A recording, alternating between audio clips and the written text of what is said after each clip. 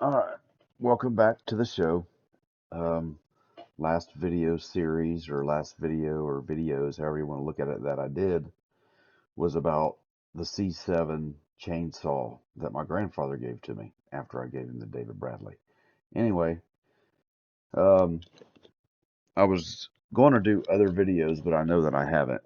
And the ones that I was going to do was going to be like something around in the garage, a stick welder that I have that I was going to do a Lincoln Tombstone or Cracker Jack box, or maybe my Weiss or something like that. But I've actually started building a 400 small block Chevrolet, and I want to record it. So there also might be a lot of people that can learn a lot, and that this will be very helpful to them. Also, so uh, hopefully this will help some people, and also maybe you'll enjoy watching this. I'm going to try and put it in a Chevy Vega.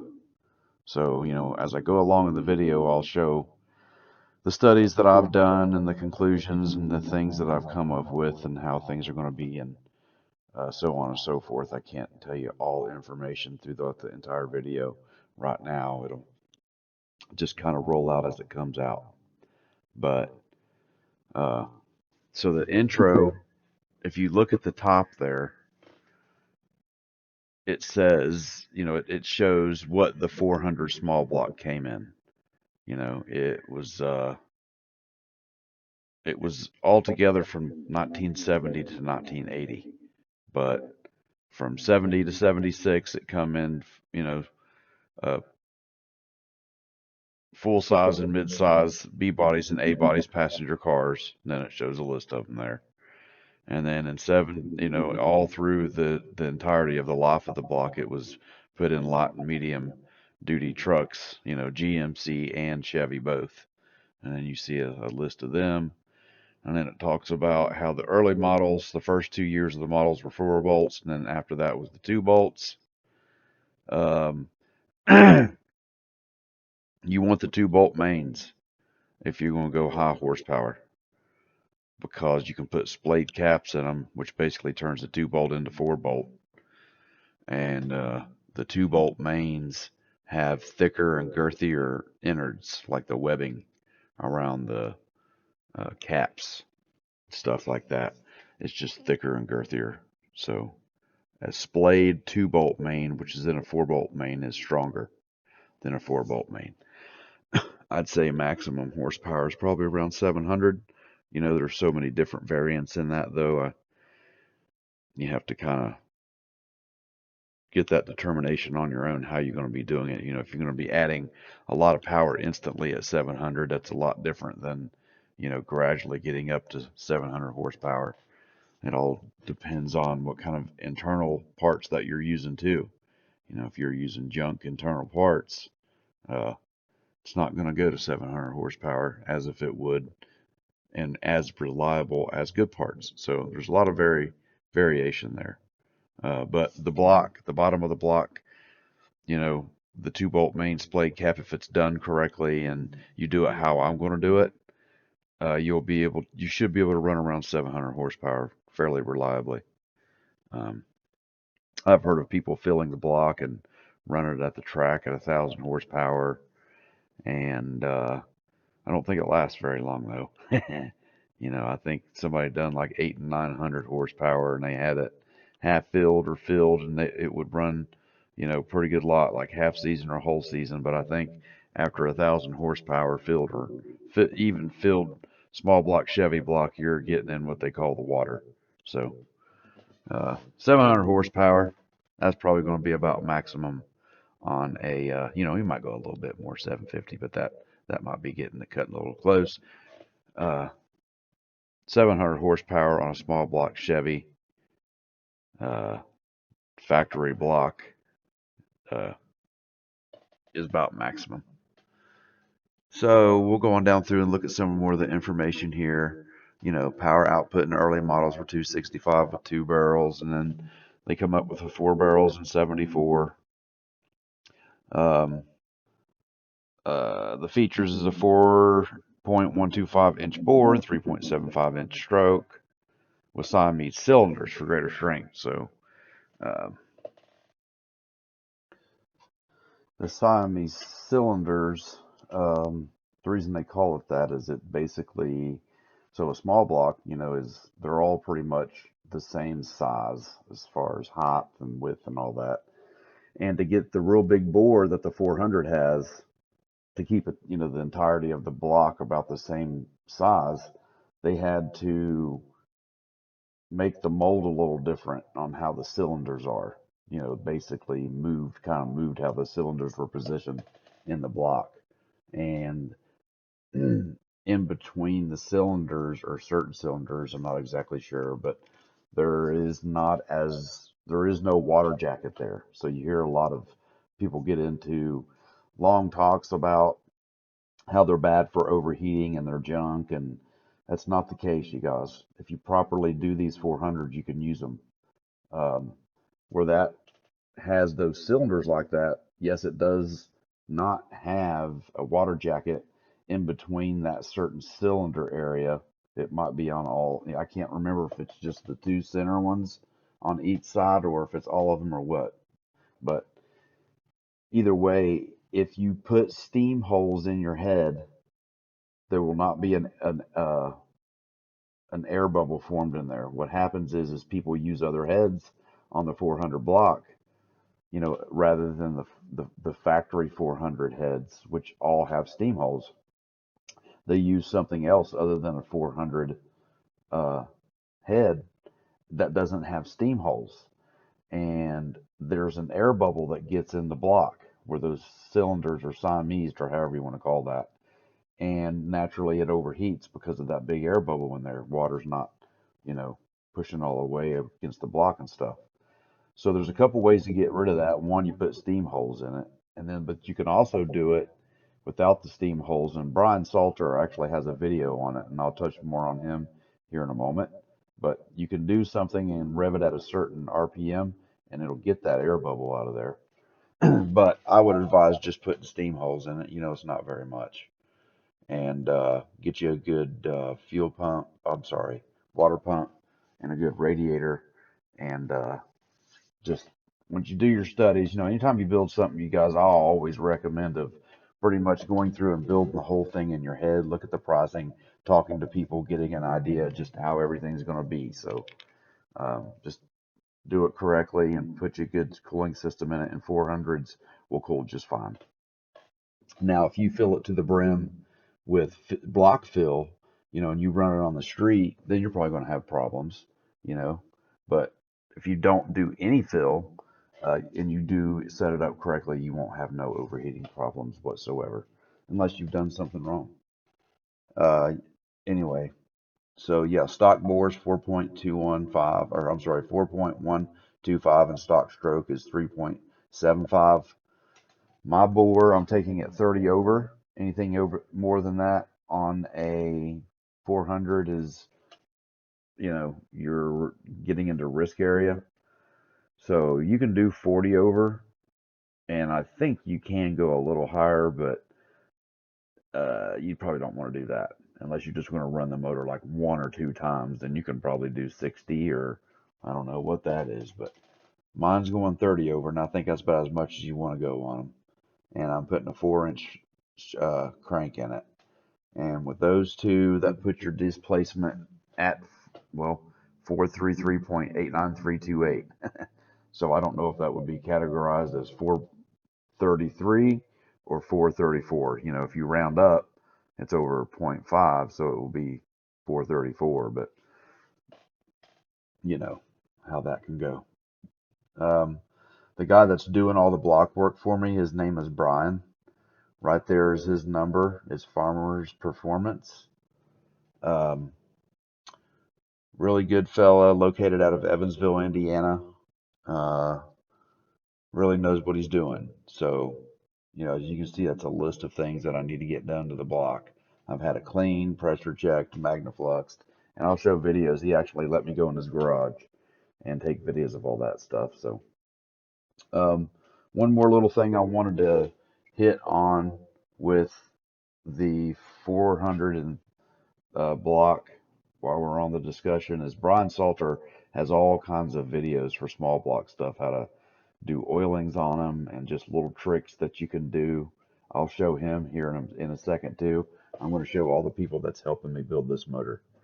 But one other thing, you know, a lot of people say, oh, don't do a 400, do a 350. Well, you're going to be about in the same price range, and all the parts pretty much max and fit, except for like the balancing and stuff. It can be a little different.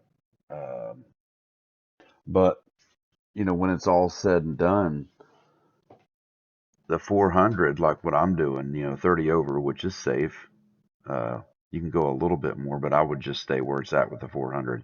And a 4-inch stroke, you're getting 433, 434 cubes. And if anybody knows the rule about there's no replacement for displacement, it gives you power no matter what. You know, your bore and your stroke. That's what your displacement is.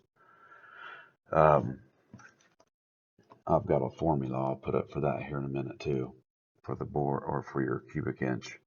Um, so on a 350, you can bore it to 90 over, which is way too much for a 350, but you can do that and put a 4-inch stroke in it, and you only get it like um give me just a second, I'll do the math. Hang on. I'm going to stop the video so it'll come right back in. Hang on. Okay, so the 350, which, you know, 90 over, which you pretty much is not going to last. With a 4-inch stroke, which will go into a 350 small block, but no one's going to do that because of how everything is set up. But if you do that, it's going to come out to be a 420.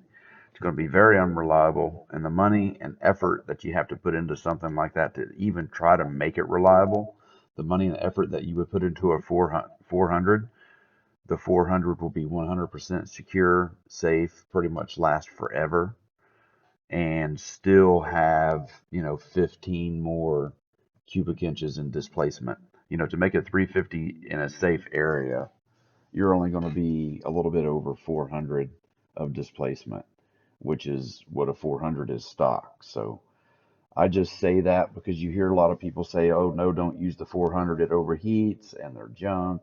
You know, now the heads, yes, the 400 heads, small block Chevy heads are not the greatest. Definitely want to change the heads if you're going to be doing anything, you know, 400 plus horsepower. Um, but yeah, that's just a pointer, you know. Not everybody has money like that. You might not you be in a situation to where all you have is a 350 block, and that's, you know, that's the only choice you have. And you can still 350 is a magical block. I'm just saying sometimes, like in my case, I stayed small block instead of big block because of the room that it's going to put in the car and cost reasons. So, you know, the room that you have in a 350 small block under a hood, or I'm sorry, just a small block under the hood compared to a big block is a big difference. Is so there's a pricing. And as far as doing it how I'm doing it on a budget, having um, uh, everything stay factory because I can't get aftermarket stuff, I just go small block because you can get a lot of power out of small block. It's much lighter. Put it in a very light car. You know, put some good tires and some good suspension and traction setup on it, and it will flat out go. Anyway, there's a lot of variation in that. I stayed small block, you know, because it's naturally aspirated too. That's a big reason why I stayed small block. Because scavenging is huge for naturally aspiration. So being able to put a set and sort of headers under the hood is big. Anyway, we're going to move on to the next frame here.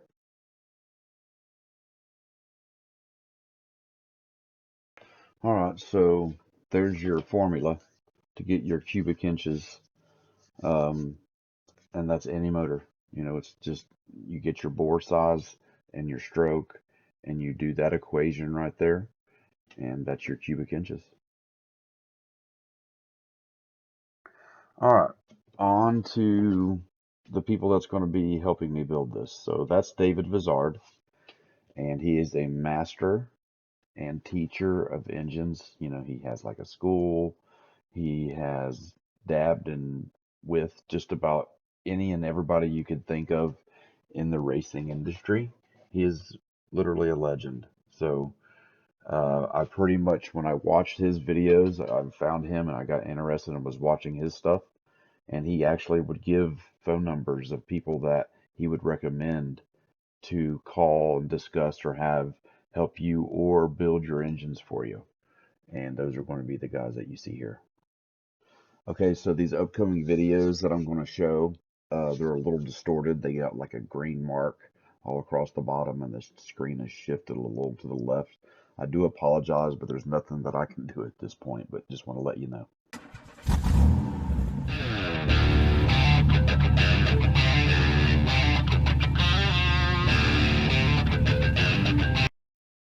I stopped it right here so you could see the list of things this guy has accomplished. Just some of the things.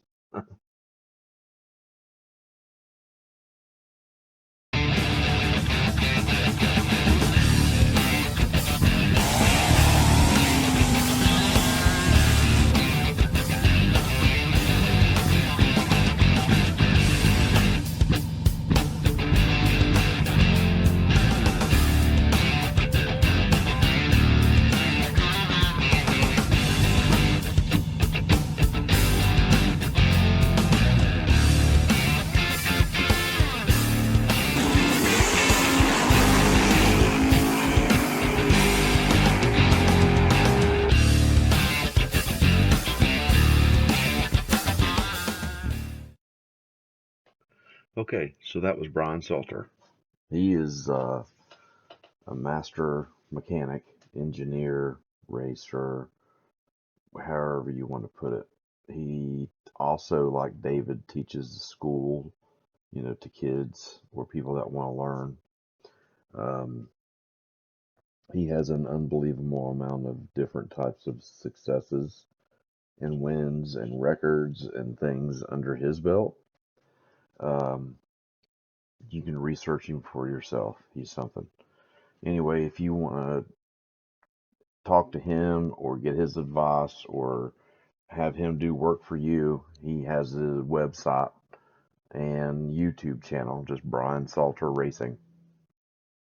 Um, but yeah, he's helping me.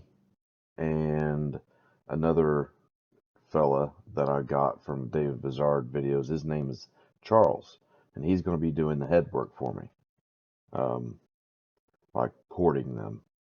Brian's pretty much just giving me information, which I am sending my heads to him. He's going to be trying to put a bigger valve in, doing a 5 angle valve job and putting 50-degree seats in and, you know, just kind of skimming things over.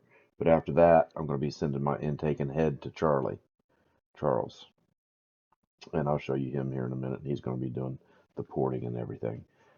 Unbelievable person, just flat out amazing when it comes to porting. Uh, Unlike any other for sure.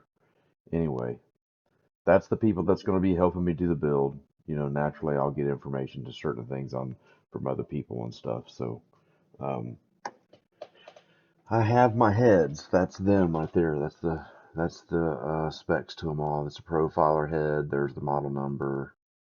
Got them for around $1,900. Brian at Farmers Performance helped me. Don't get that confused with Brian Salter. Two different people. Brian at Farmers Performance is the guy that's doing the block work for me. Brian Salter is a complete different entity. He's down in North Carolina. Uh, the I would just That's just a note that I had. Those original springs and valves and everything I come with the head was good up to 0.66 lift.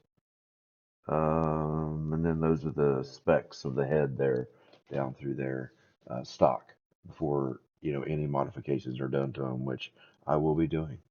So it shows what it's made of: 23-degree valve, angle, uh, spacer bore, intake port volume and shape, exhaust port, combustion chamber, which will be altered. Um, rocker arm stuff.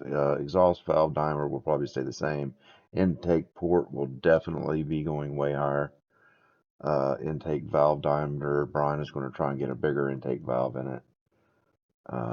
Deck thickness will stay the same. Spark plugs, valve trains, got good magnesium bronze guides in it. Spring pocket, it's showing the deepest you can go on it. Valve seats are ductile iron, pretty much still. The valve length it's showing, valve covers, the bolt hole pattern, oil style, and it's, recommended engine size or whatever. So that's the specs there. Like it says here, are there at the top.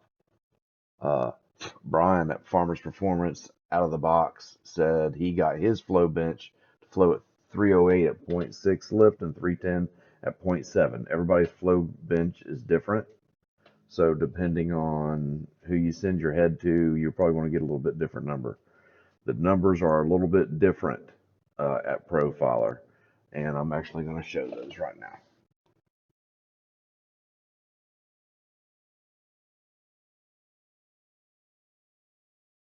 Okay, so there is the flow charts from Profiler for this specific head that I was just showing you. And at the bottom there, I just have put notes there that I have to put steam holes in. But yeah, as you can see, that's a little bit different of a number. It's about 11 different on, well, actually, for the 0.7 lift, that would be, see, 9 and 8, it's about 17 CFM different. So, yeah, flow benches can vary. And these are all out of the box, though. When Charles gets a hold of these, it'll be a complete different ball game. And I'm going to show you Charles here. Show you what he's all about. You can look him up also. He has a YouTube channel. It's just his name. And then put head porting after it. And you'll find it on YouTube or Google. But I'll just give you a little preview of him. This shows him with David Vizard actually on a project they was doing. That translates to when we look at the dyno figures.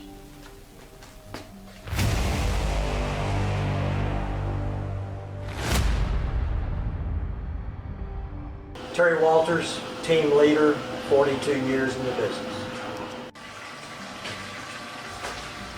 Jack Sane, nearly 40 years experience, engine tuner. Charlie Savidio, cylinder head porter, 30 years plus cylinder head experience. Today, I'm a dyno assistant.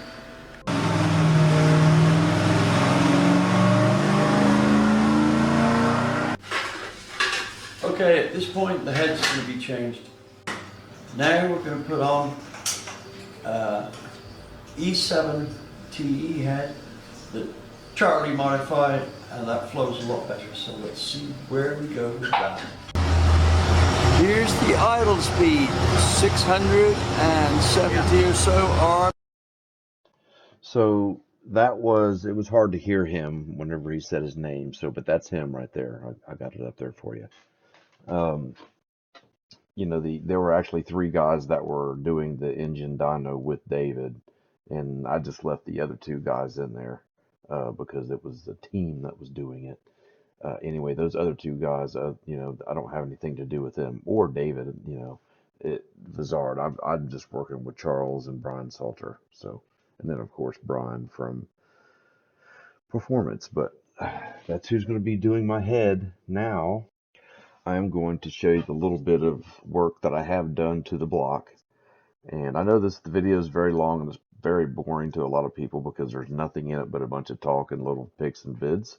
But, those people that are interested in how I work in my last videos, it's going to be pretty close here. I'm going to be very detailed and very specific about every little thing that I think anybody would ever need to know about anything that comes about. So that's what this series is going to be about. But before I show you those other little vids, I went to Farmers Performance and Brian let me record. Before that, I want to show you a website here real quick. And I'm going to post it up here for you. It's about, well, hang on, I'll show you.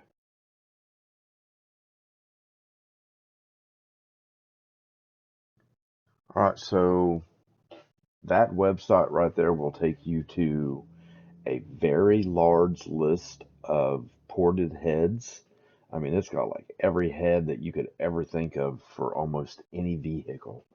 It shows the valve sizes that they had in it, the people that done the porting work, all the flow adjustments, and the end results for each style of lift. The It's a really neat chart. Never seen anything like it. Brian Salter actually asked me about it one time when I talked to him, and I gave it to him.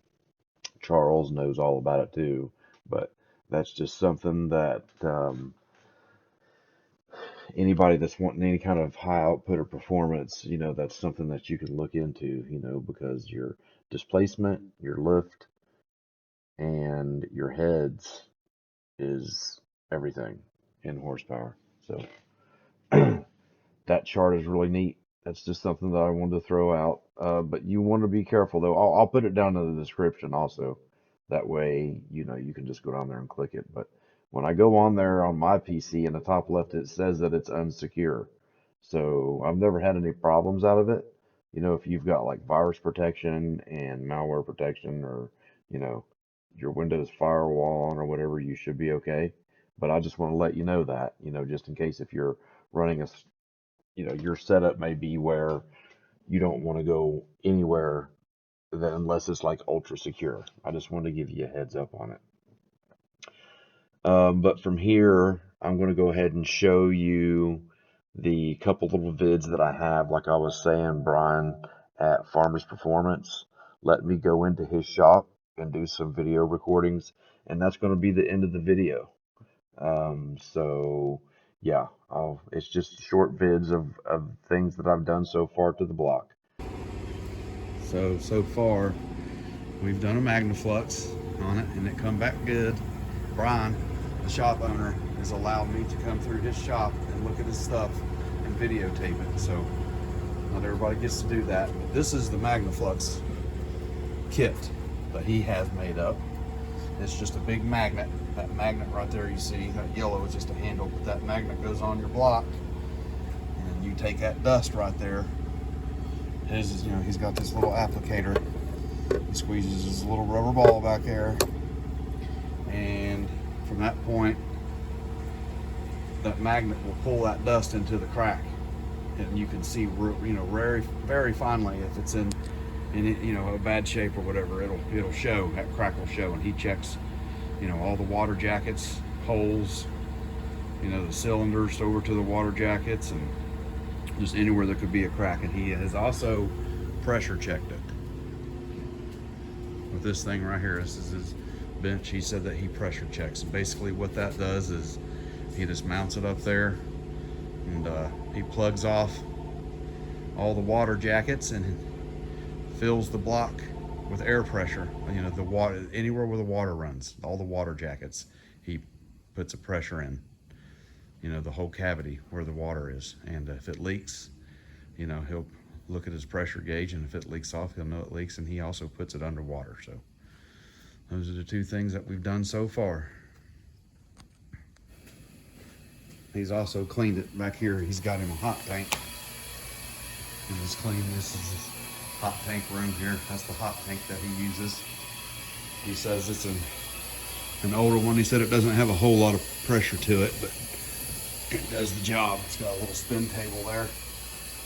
He puts some chemicals in it, high pressure and hot water, and it spins and gets the most off of it. That's what she was pressure washed in of it. And this is after he's Magnafluxed it, pressure checked it. I just got some numbers off of it. Next is we're waiting for the 3 center caps, and he's going to line bore it. And we got to hone it, put splayed caps on it, bore it. What was that one you said you might do? Put the strengthen the deck maybe somehow. Yeah, we'll straighten the deck. Oh, put the plugs in? Yeah, we're going to straighten the deck on it, and then there's somehow or another he can reinforce the deck to make it stronger, we might do that. Yeah. Okay, so that I'm pretty sure that number right there in the middle of 395 and 509 is a 1. Pretty much know it is, but the 509 block, there's two other VIN numbers that I'm aware of other than this one for the 400. One of them is for the 4-bolt mains, and then the other one are, I think they have both 4-bolt and 2-bolt, but I'm pretty sure, almost know for a fact that this 509 block that I have is the one that's sought after because it has a chance of having a higher content of tin and or nickel. And I think you can tell that by looking in the front of the timing cover. I'll touch on that a little bit more later, but anyway, I just wanted to kind of show you the numbers of the block on the block that I'm working with to do the end of the video. Yeah, I think this other one that I'm getting ready to show now, I do believe that it is the date that it was made. It's hard to make out. I think it was kind of at the time they was casting it, that part of the casting didn't come out very well. But I'm going to show it to you, and then I got one other one that I'll show for the end of the video. But here we go. We'll go to the other one. Okay, so that is the day that it was made, and I believe maybe the location. We'll find that out more a little bit later down the line, but I just wanted to throw these on there.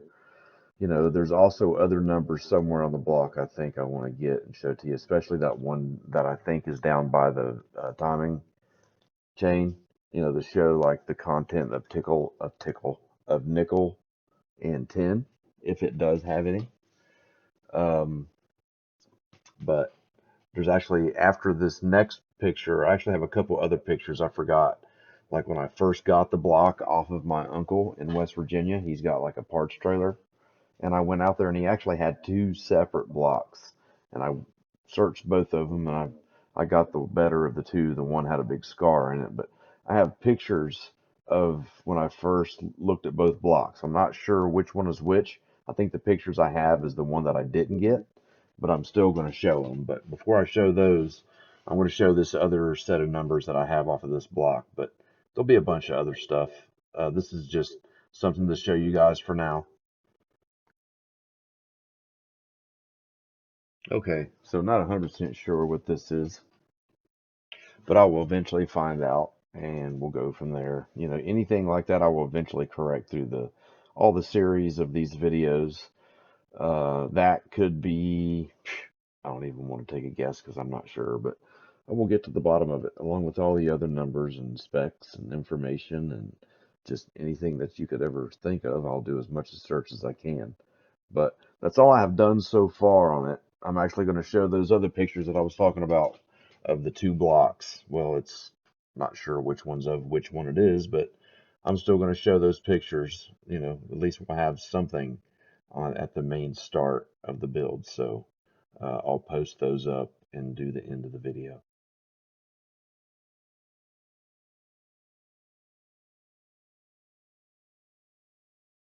All right, so this is only 3 pictures. It'll cycle from one to the other over and over again for the end of the video. But like I was saying, my uncle has a parts trailer there. He works on cars. That's what he pretty much does. He does 69 Camaros. I don't know if there's even any more of those left in his region. So he has a lot of extra stuff laying around, and this is either my cousin's motor or my uncle's. There was 2 of them, and one of them my cousin spun a main bearing in, and it had I think that was the one with the scarred cylinder, which I'm pretty sure that's like that picture there of the main. Well, it's gone now, but the picture of where the bearing is for the mains, I think that was the one with the scar in it. I can't remember exactly which motor is which, but it's one of them. But at least we have something, you know, to show at the main beginning of it. Either way, I'm going to end the video. Again, sorry there was no real good content. This is basically just going to be a build from start to finish as much as that I can get in. So hopefully you're interested. Stick around and yeah, let's get us a screamer, y'all. This 400 small block Chevy should do the trick.